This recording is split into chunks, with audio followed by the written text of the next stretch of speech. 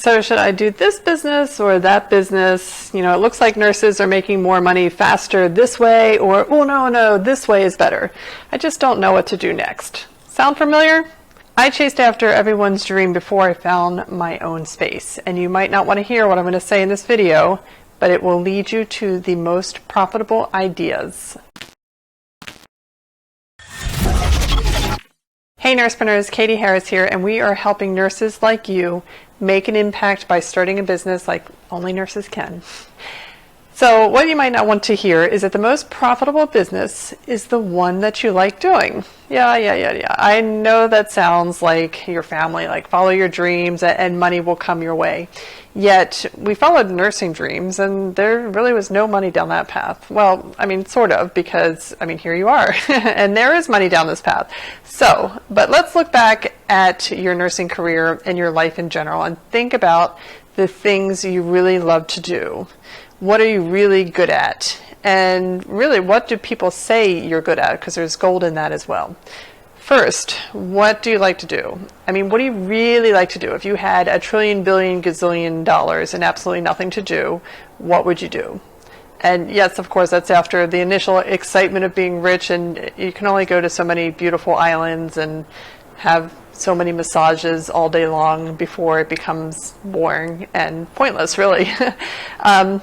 But so let's say that you're in that state of boredom of what do I do now? I have all this money, all this time, what do I do? What would get you out of bed?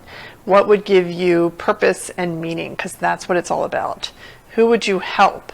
Would you spend all day at an animal shelter petting dogs? Would you volunteer? Would you connect people? Would you learn a new skill set, or would you teach? This is your first major clue. I had a nurse who came to me and she said she wanted to be a health coach, yet every time we spoke about it, she had this like depressing voice. I was like, oh my goodness. I'm like, I'm no psychologist, but you clearly don't seem happy about your business model.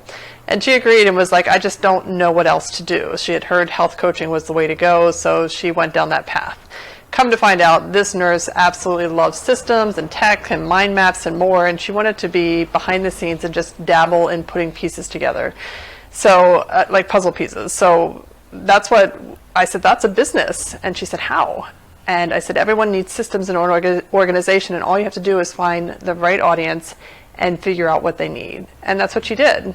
She looked at our organization, NursePreneurs, and knew that the nurses struggled putting active campaign together or their funnels, and they didn't know how to do it. They didn't want to know how to do it. Now she runs a business doing tech for nurses in business, which leads us to the second major component of finding a profitable idea, which is defining an audience. Now, the nurse in our situation here could have gone out and said, well, I do tech and systems for everyone. But what is the problem with that? The problem is that she would leave it open to interpretation as to what tech issues she could deal with and with which industry. By defining nurses in business as her territory, she can tailor her message to nurses so that they believe that she can help them. After all, what does some guy from India know about nursing businesses, right? And maybe he's too advanced for what you need. But if our nurse says that she helps nurses trying to put funnels together for the business, then she hits the nail on the head and nurses will gravitate towards her. It's all about getting that slice, right? At the same time, corporations will probably say, oh, she's, helping small businesses, and that's not what we want. And that's good, because you want to work with people that you like and that you can help, and you will attract people to you who share your values, mission, and more. So if you're attracting all the wrong people, you have to look at the message you're sending. Finally, you just need to spend time with the audience to discover their problems. This is the third issue, right? Not all problems need to be solved, and not all of them are worth paying to get solved. But eventually a problem is going to emerge that can actually change everything for you if you know how to solve it. And that's where you can spend all your time, is learning how to solve it if you want. So the most profitable business ideas are the one where the topic is of interest to you, for an audience that you enjoy spending time with, who have a problem that you can solve or figure out how to solve. And it can be that simple.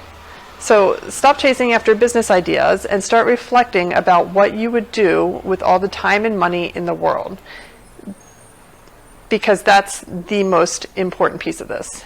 These are tips and strategies for nurses in business, so keep listening for more to come.